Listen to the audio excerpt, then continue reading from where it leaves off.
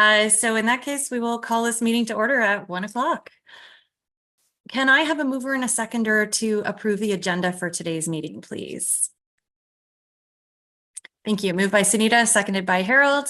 All those in favor? You can just show your hand to vote. That would be great. Thank you. Opposed? That's carried. And I need a mover and seconder for the confirmation of the minutes for the EDI Advisory Committee meeting number 01-2024 that was held on Monday, February 26th, 2024. Mover and a seconder, please. Thanks. Moved by Johnson, seconded by Harold. Thank you. All in favor? Opposed? And that's carried. Thanks, everyone. Are there any disclosures of pecuniary interest? Seeing and hearing none. Okay, we have one delegation today. Pavna Varma and Abba Bailey will speak to the committee regarding the Kingston Anti-Racism Task Force. And I'll just remind our speakers, you have 5 minutes and I'll let you know when you have 30 seconds left.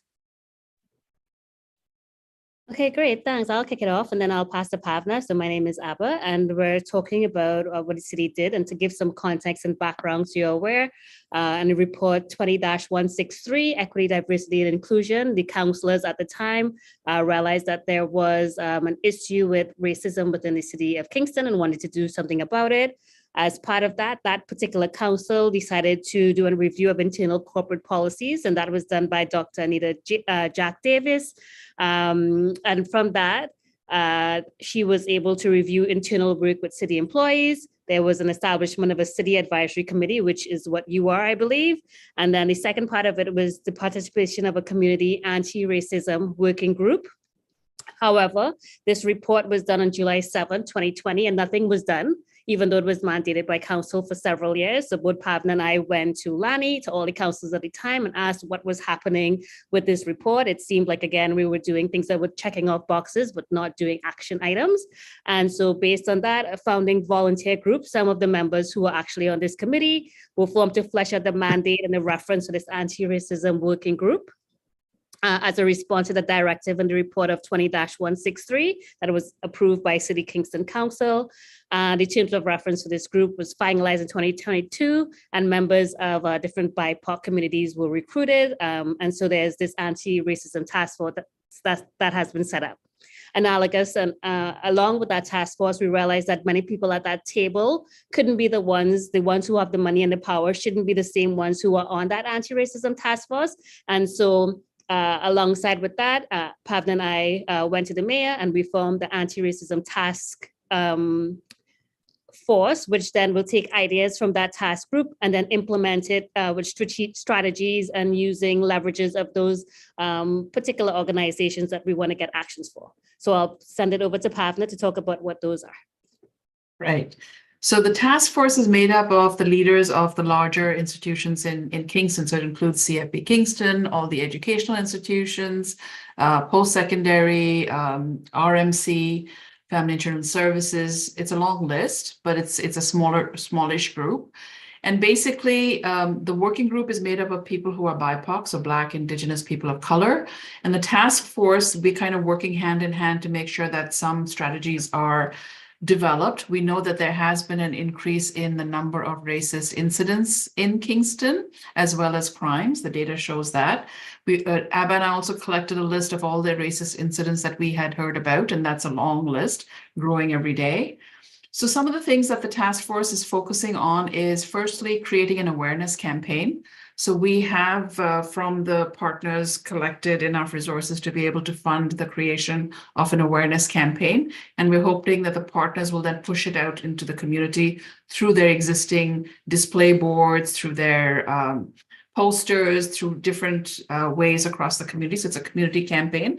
Main thing is to let people know that this is happening in our community and what they need to do about it, how racism affects people, how to report a racist incident, and what to say and do. So bystander encouraging bystanders to call out racism as well as part of this campaign. The second piece that we're looking at is developing a community reporting tool. We heard from the working group loud and clear that there was no way people could report, even though some institutions have these reporting mechanisms, not everyone's aware of them. So that's a second piece. The third is to bring professionals working in the equity, diversity, and inclusion world, because it's hard work to bring them together so we can develop communities of practice and learn from each other. And the final one is really encouraging the community to participate in various training. A survey that was conducted, we found that there were a lot of incidents in schools, in retail, and in Kingston Transit. So there are a number of different areas that we really want to focus on to help with training, whether it's bystander or training of what racism looks like and what to do about it. But I went really quickly because we have, I think, half a second left. So. Well, that's pretty much it. And we would have had a presentation, but we weren't really informed until today as to whether we could have that to show you. It would have been a nice thing to 30 seconds, please. What we were doing. And so unfortunately, because not really on our part, we weren't really given that opportunity to share, but maybe in the future, you'd be able to see the campaign. Okay. Thank you very much to our speakers. So this is an opportunity now where committee can ask our speakers directly. You can have up to 2 questions. So if you do have a question to ask, please just raise your hand like this, or you can use the raise hand button, whichever you prefer. Harold, go ahead. You have 2 questions. Thanks. But you'll have to unmute first so we can hear you. Thank you.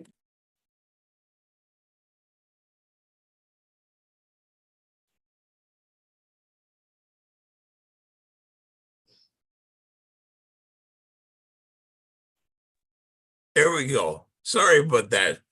I may have lost it somewhere, but I'm curious to know, when you talk about the anti-racism working group and the anti-racism task force, how clearly you engage other organizations, minority groups, and institutions in Kingston.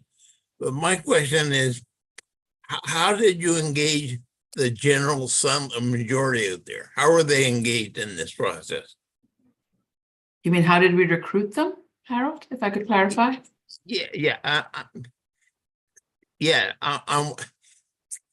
Clearly the engagement in these 2 task groups involved going to organizations, minority groups, and existing institutions, etc.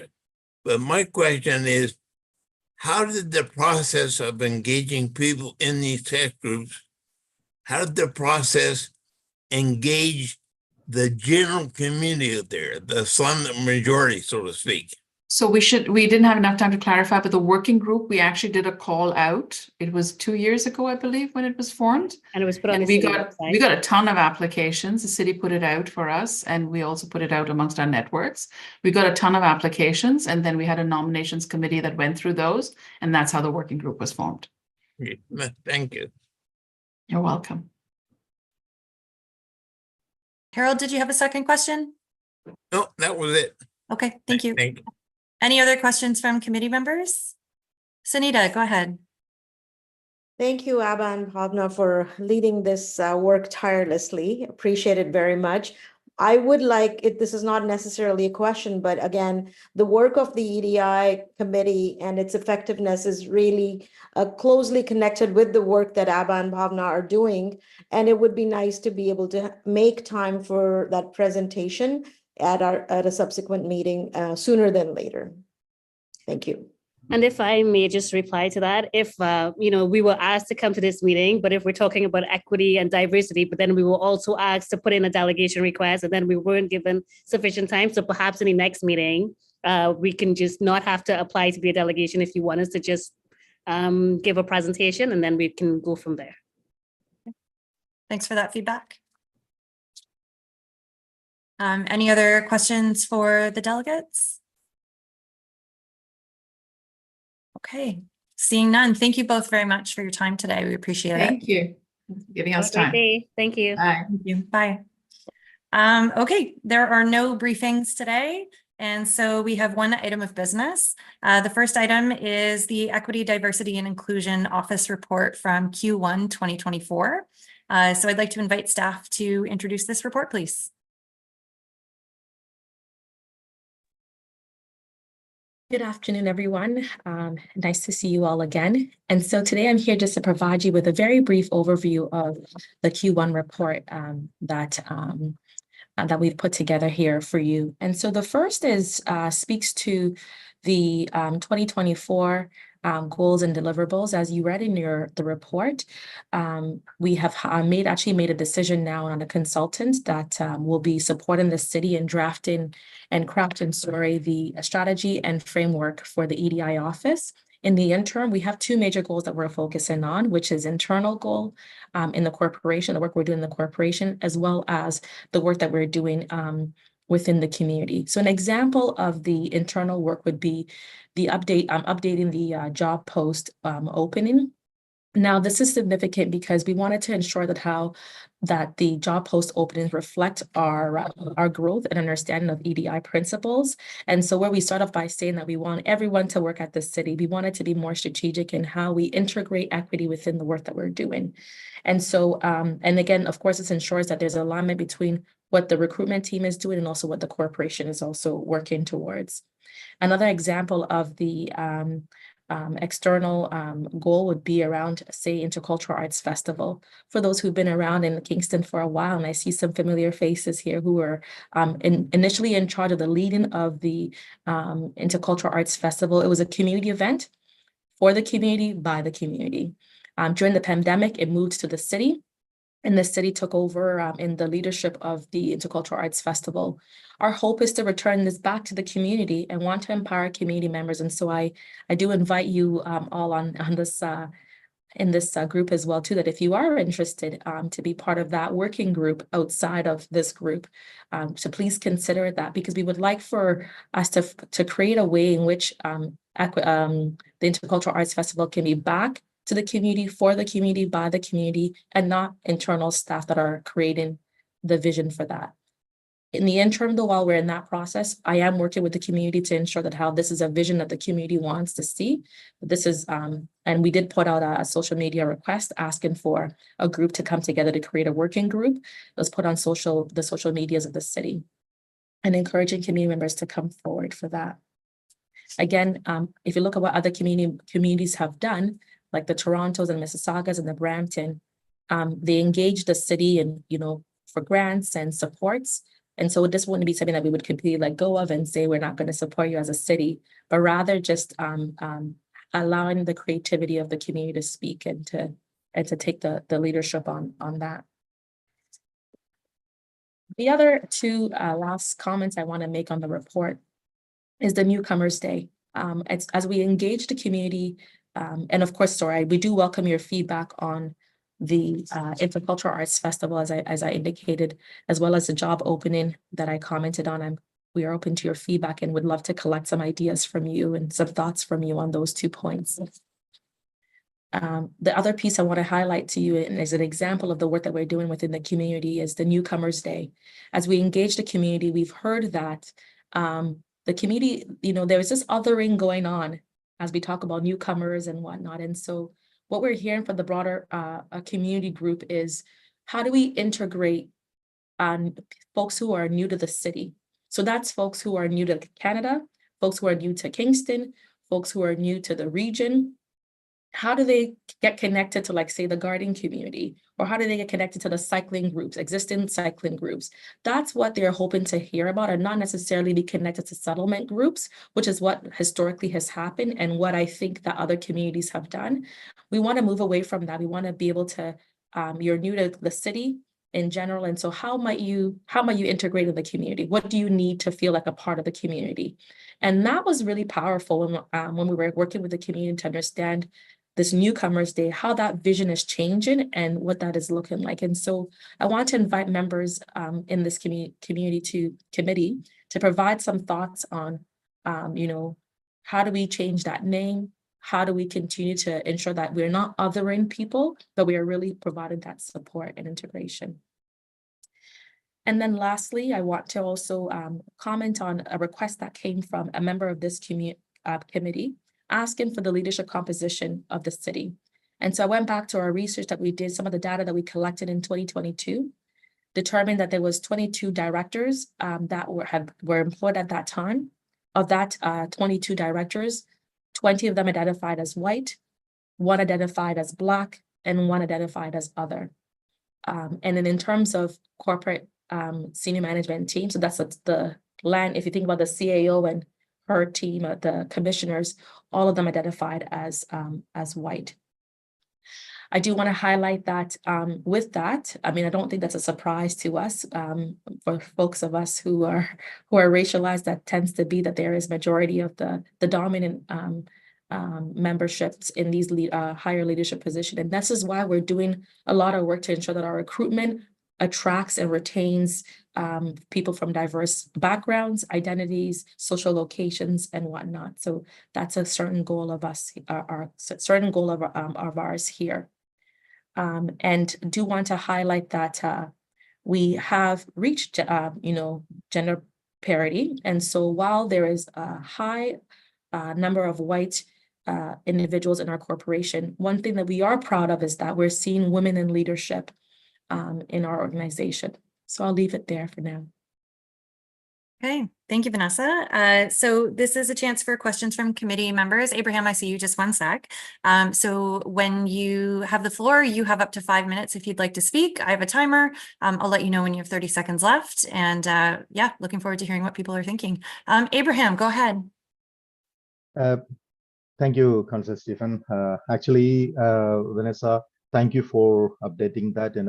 Actually, I remember this was a question I raised a year ago in one of our previous meetings. And Sunita, I remember you seconded that in that meeting. Yeah, we have some kind of data right now, but but what I need to tell you is that the data you provided was from 2022. And in that same agenda, you mentioned that you are doing some more work to do some additional data or updated data from 2024, which I would very likely to see in the next coming meetings, possibly. So I want to see the current status, because the demographic has changed a lot in the past few years. So predominantly white is what we have in our data right now. So we need to see what changes you are bringing into to diversify or to include everyone. So we call EDI, ethnicity, diversity, and inclusion. So we all know that ethnicity is there, diversity is there, but what about the inclusion? So that's my point. So I think we need to develop or to elaborate on that data that we have today from 2022 to the current status. So if you can work on that, Vanessa, to update in our next meetings, I would be, grateful for that. Vanessa? Yeah, thank you. That's it for my side. Yeah. Madam Chair, through you, thank you very much. I do appreciate those feedbacks. I will tell you that currently, right now, those stats have not changed. So in the director and above position still remains the same. So in 2023 and in 2024, currently right now, there is only one Black director that visibly minority that I could identify. In terms of the other, I don't know what the other is, and so I'm not able to speak to that. And all the other directors and above are and this person is not me, just so we're clear. I'm not a director, but are all white. And I certainly appreciate what you've brought forward. I do want to let you know that in the coming weeks and months, we might not have that information. This might be an update I can bring to you closer to the end of the year, or perhaps maybe next year, because the work that we're doing with the contract with the consultant does take some time, and I'm not quite sure when that data will be available to you. So I just want to let you know that it won't be in the interim, but I could certainly provide that update to you once we have it, and of course can continue to share the work that we're doing to increase the diversity within the organization. Thank you. Abraham, you Oh. still have time, so you're welcome to continue. Thank you, Chair. So actually, just to make a comment, and before that, I need to tell you, because I purchased a new laptop today, so I cannot show you my face there. Sorry about that. I'm still working out to fix it. That's the reason why you don't see my face there. Sorry. And to what Vanessa said just now, it's okay, because what we need to know is that if there's a parity, you can show that there's a parity with the demography. That's exactly what we wanted to know. And it's not just about the Black community. It's about the other minority groups here. So there is a notion that when you talk about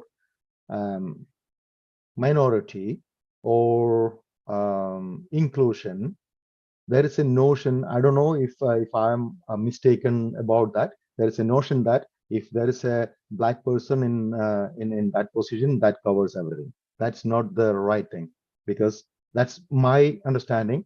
I might be wrong, but there are other visible ethnic minorities in our demographic here in Kingston. And lately, I mean, in the recent years, it has been growing faster, way faster than the black community here. So that kind of representation is what we are looking for. So if you want to give us a clear picture of the, so what we need is the demography. When we talk about the demography, we need to talk about, okay, what's the denomination here? Whites, people of colored origin, that includes Blacks, that include, Asians, South Asians, all this. Do we have such kind of a data here available right now? I don't think so. But is it possible to get that kind of a data, diverse data? That's my question. Vanessa? Thank you again, Madam Chair, and through you, I appreciate your question. I'm reporting back on the information of those who self-disclosed, and so currently in the organization, the only person who disclosed as non-white was a Black person. The other, I'm not sure whether that person is Indigenous or what other ethnic group that they belong to. I do want to say that I hear you, and I too desire to see a variety of social locations, demographic, race, abilities. I desire to see that in our community as well, for it to be reflective. In the current state right now, as I'm reporting back, that is what the information that's available, and that's what I'm sharing with you. And I appreciate your comments around there being more identities than just what has been listed there. In terms of Asians and whatnot, it doesn't exist because they haven't been hired in those roles, and so I'm not able to report on that. Thank you. Abraham, anything else? Yeah. Thank you, Vanessa, for that comment. Yeah, I'm eagerly waiting to see for more, data on that. Thank you, Vanessa. Okay, thank you. So we are on to Sunita. Sunita, go ahead. Thanks. Thank you. Through you, Councillor Stephen. I also thank you for presenting that report, Vanessa. Appreciate it. And I have a few questions. And this is perhaps not just coming to you, like, it's not just for you to probably respond to, but even as a committee, how can we share some of these at a higher level that goes beyond this committee? There are breakdown in internal processes, because we touched on HR and hiring processes, and I've been reached out on a couple of different occasions by members of the community who had applied, someone visibly non-white, applied to a senior director role at the city, and there was a breakdown, and they were like, can the EDI committee do something? So again, I'm sharing that here in this space. What are the mechanisms of taking these complaints and making sure that there is support from that EDI lens for this individual, which ultimately it didn't work out. So that's one thing I wanted to share. The other one is, you had touched on the international festival, the Intercultural Arts Festival.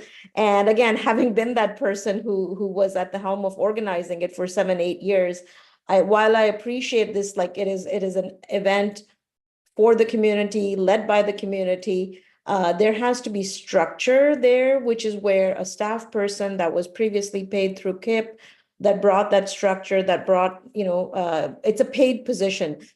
There is no way that a volunteer group that is organically formed can actually run with that day. Those of us who have planned that event know that it really calls for a lot more organization. It needs a paid position. It needs that structure where, yes, we make sure that we center the community, we center all the ethnocultural associations, but it goes, there's more required than what that organic group is going to bring forth. And lastly, the Newcomers Day. Again, as I think I love the idea, and it should go beyond the settlement and the needs that are met by the funded government agencies. And how do we go about it? Again, if we are willing to center them, the newcomers, and make sure that they have a say in how that day looks like, how the organization of that day comes about, because otherwise it tends to be very paternalistic, where we think we know what the other group needs, and we've kind of come up with these ideas, and we don't center what they are looking for and what their needs are. So I would like for us to really be mindful in that, and making sure that they have agency in sharing their viewpoints. That's it. Thank you. Thanks, Sunita. Vanessa. Thank you again, Madam Chair, and through you, Sunita, I appreciate your comments that you've made. In regards to the first point, I happy to learn more about how I could support and champion what happened there. And so I'm going to leave it like that, because I'm not aware of that, but it sounds like a specific situation, and happy to speak some more about that. Without having enough information, I'm not feeling like I'm able to comment on that. But the second piece around the Intercultural Arts Festival, you're right. And so part of what we're doing here, as we're reaching out to the community and as we're forming this group, is to look at how we find a designated person that we could pay to support that creation. And so again, if people are connected here and you know somebody that might be able to do that work and is interested, please connect me. Again, we had our first meeting as a community. I asked for volunteers to be part of the working group. We have folks from there. We're going to meet again on May 7th, I believe. And so out of there, I'm going to be asking, is there somebody that wants to take this on and it be a paid position where the city can support? As it transitions though back to the community will have to raise funds to be able to do that. So we look at some of the models that are in different cities. So something like Caravana, right? The city's offering grants and whatnot, but then again, and even within this Intercultural Arts Festival, the city can only do as much as it can do.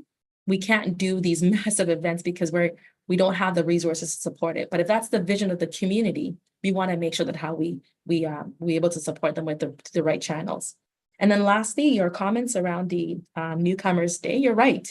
And this is why I wasn't in my office trying to decide what we're going to look like. So when I was tasked initially with do a research to figure out what this would look like, and so we did the initial research and created somewhat of a shell plan, which is what you saw in the previous report. And then went back to the community and spoke to the settlement workers who are at the forefront of working with the newcomers. And so we're collecting their voices, and that is what we're hearing from them, that we know the ISCAs, we know the keys. What we don't know is how to connect with, say, the garden club, because they're not available to us, right? I'll share myself as a member of Kingston. I've been living in Kingston for over 10 years. And there are places that I don't see myself in, so I haven't connected to those places. And so I certainly appreciate that perspective of, if we make that known, that there is, and make that access easy, then newer comers to Kingston will be well integrated in our community. And that's what I believe the hope is for that. I hope I've answered your questions.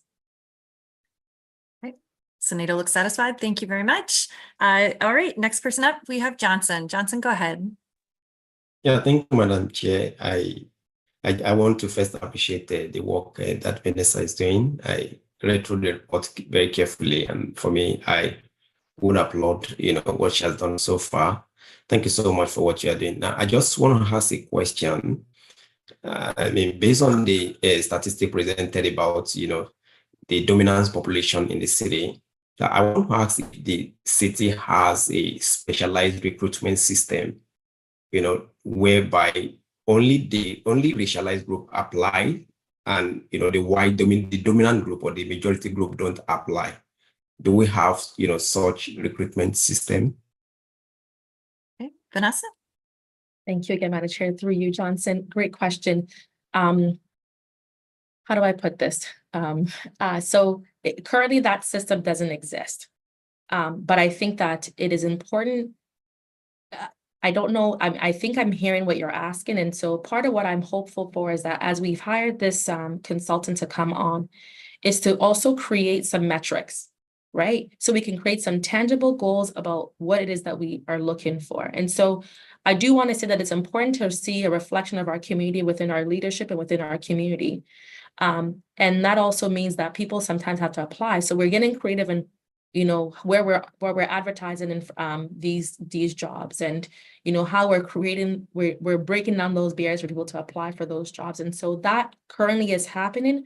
But as we move towards with the recruiter that we have created, our framework and the strategy, I'm hoping for some more of those defined ways of how we're going to strategically work towards increasing diversity within an organization. What that would look like, whether that's going to be a metric system, whether that's going to be a targeted system, I don't know. I think that's what we're hoping to have that insight from those who do that type of work. Yeah, thank you so much. I had to raise that because I know that I know from experience that when we talk about including increasing diversity in a work environment, and also increasing the the inclusion level. Now, most times, if we don't have such specialized recruitment, that may not happen. Now, because most times the people at the aim of recruitment, they're still white, and they are more likely to favor white. I know that in some university system they have this system of recruiting Black faculty, whereby only Black can apply. And now if that's a specialized recruitment system, if we don't introduce it, we may not actually change the system it will take us a very long time to bring to bring up the minority group to the ecosystem. So, and that's why I just raised that. So it might be something that the ADI department may want to suggest to the city at some point. Maybe in something like that could come up, I don't know. That's just my take. Thank you. Thanks, Johnson. Vanessa, did you want to comment? Sure. Thank you again, Madam Chair, through you. Those are comments you're right on. So last year I connected with Queen's University because they have a system like that. And so wanting to learn what their process is. I work very closely with the recruitment team now as well too. And so I do sit in all the managers and above interviews, again, to support that. There is training that's happening right now with it, that has happened with the recruitment team, because again, it starts with understanding, having a baseline. We've also developed, in my previous report, I talked about the EDI for supervisors and above. And again, that's because they are the ones who are doing the hiring, right? So we wanted to create a foundational understanding of what equity, diversity, and inclusion is, and then we begin to layer on top of that. And so you've highlighted some really great insights there about how we could do things differently. Again, the framework will determine, and in collaboration with the senior team and also with our office, around what exactly is it that we're looking for, right? And so that we can create those specific outcomes and goals. But I do want to let you know that how I have connected with Queens, because they do have a really great equity tool that they use that we are also looking at here at the city. Thank you. Thank you. Thank you so much. Thanks, Johnson. Okay, moving on. Our next person is Councillor Hassan. Councillor Hassan, go ahead.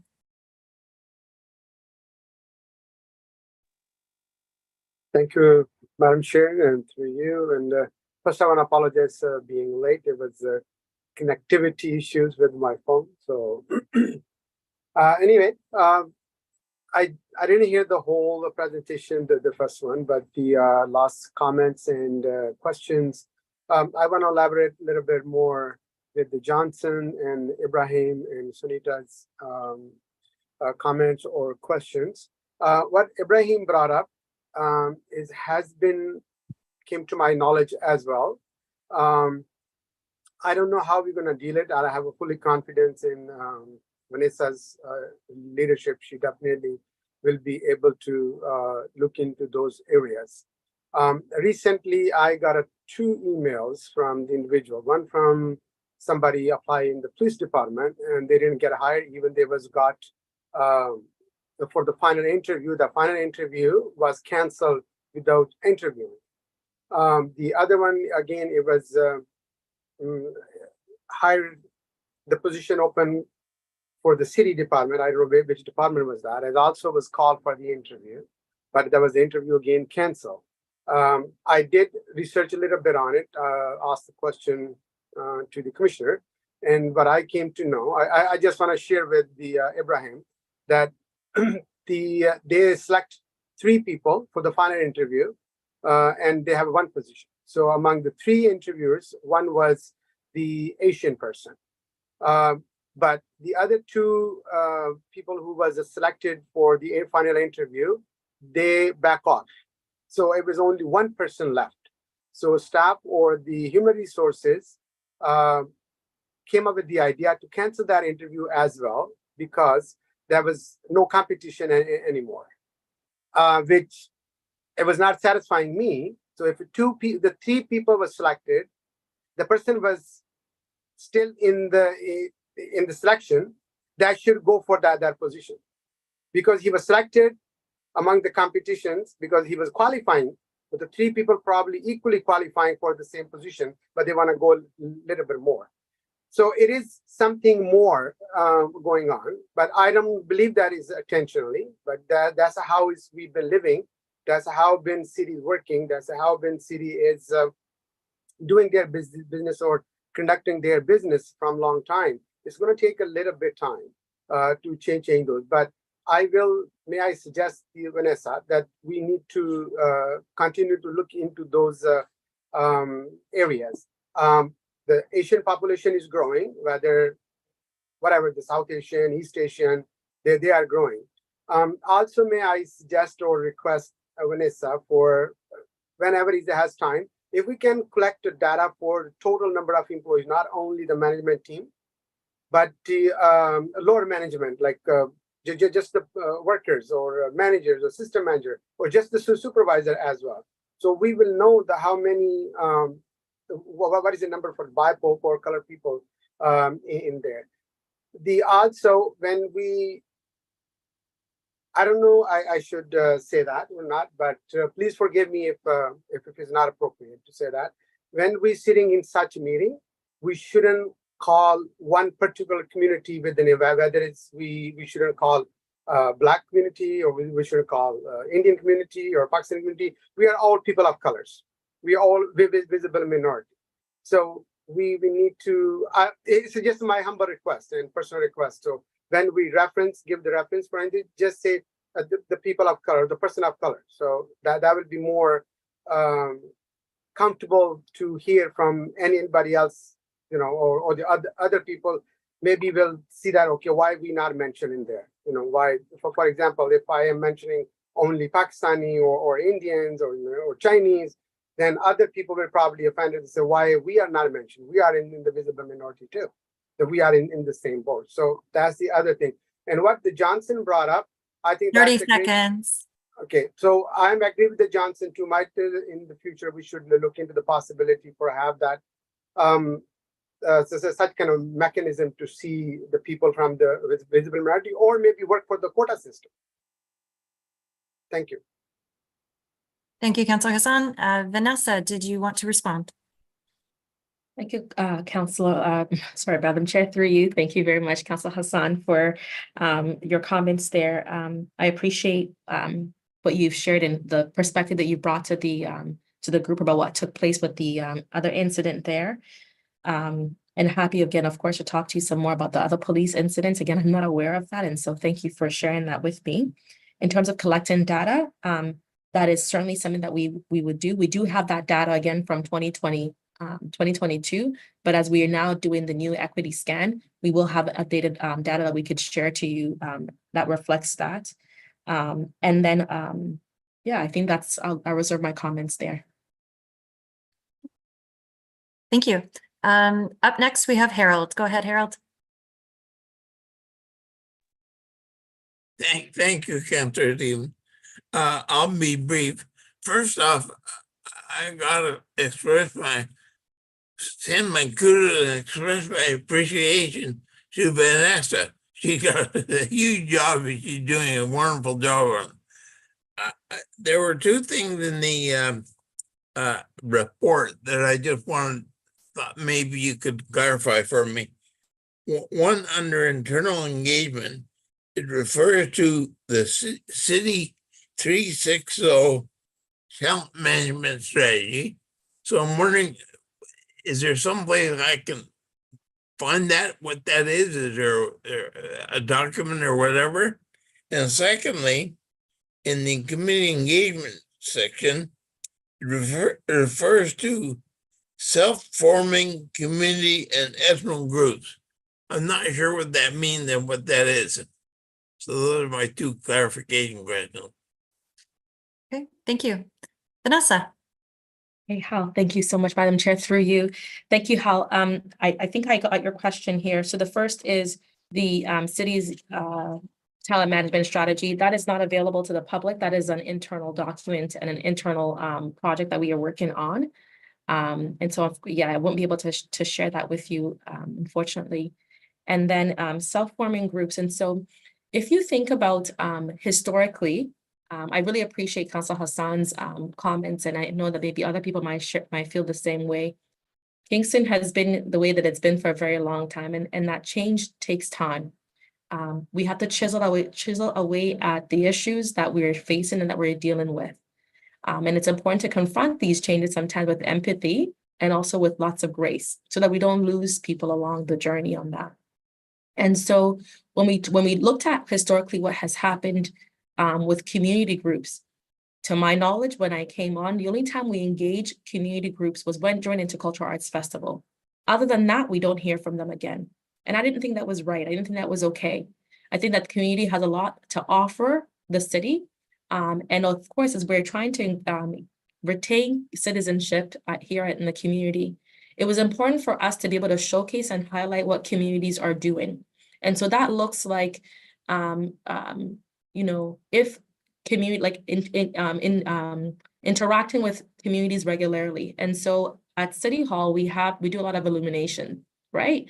And so one way that I'm engaging with the community is reaching out and saying, hey, I see that there's an illumination coming up and it impacts your group.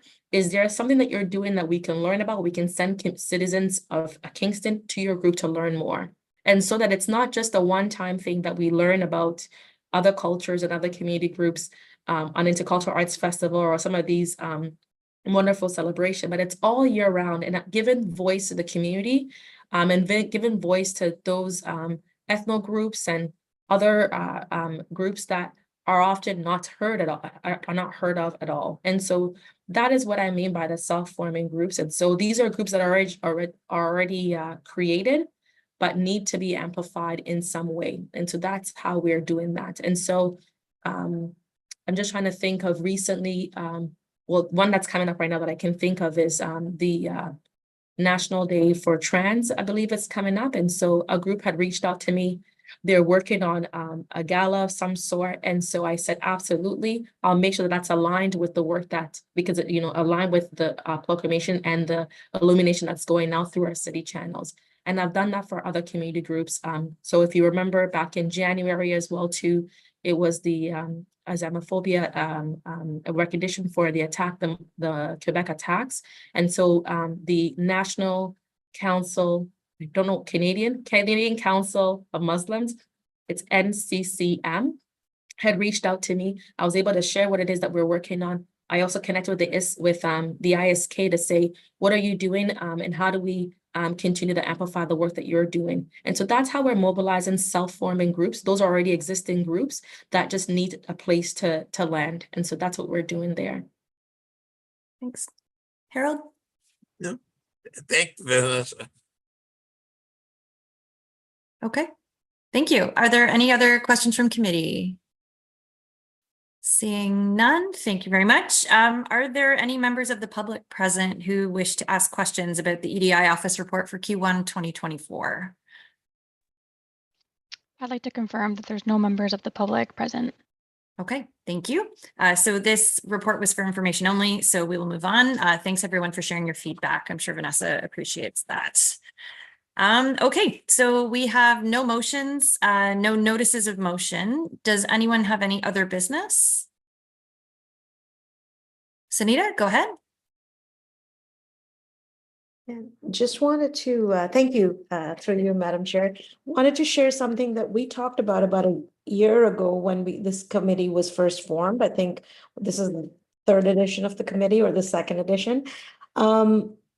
We had touched on parking in the city of Kingston and how it tends to be a little bit centered in privilege, because if you don't have a smartphone, if you don't have, hence you don't have a honk app, or if you don't have a credit card, there are a lot of places that absolutely do not take cash anymore. The TED Center / the Isabel Center is one example. There's other parking lots as well. So how do we make sure that in this work, because the assumption that everyone has a credit card, everyone has a smartphone and an app, and meanwhile these boxes are still there physically, but they've been sealed so that you can't put money in them, and then you end up getting a ticket. So it's something that I was told that it's on the agenda and council was going to address it at council level, but I'm just wanted to bring it back to this committee and see if we can actually make it a bit of a priority to address. Thank you. Yeah, thank you for bringing that up. I'm actually going to check with the clerks on procedure for this one. So if the committee were to want a report about parking, yeah, Ian, please go ahead. Thank you. Good afternoon, everybody.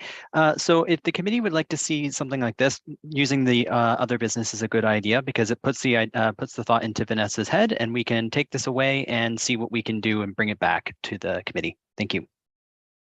Okay, Sunita, that sounds okay to you? Okay. Well, as long as we can have some sort of a timeline attached to it as well, so that it doesn't go into that black box of, never, never land. Yeah. That's reasonable. Ian, go ahead. Through you, Madam Chair. So I will work with Vanessa after the meeting, and we will see what we can do, and we can circulate back to the committee any sort of timeline. Can't confirm right now because this is other business, so we haven't really seen this before, or I can't put it right in front of you, but we will get back to you as soon as we can. Thank you. Yes, please. Thank you very much. Any other business from the committee? Nope. Okay, seeing none. And we have no correspondence, as far as I know. The next meeting of the EDI Advisory Committee is scheduled for Monday, June 24th at 1 p.m. And now I need a mover and a seconder, please, to adjourn this meeting. Moved by Councillor Hassan, seconded by Abraham. Thank you. All those in favor? Opposed? And we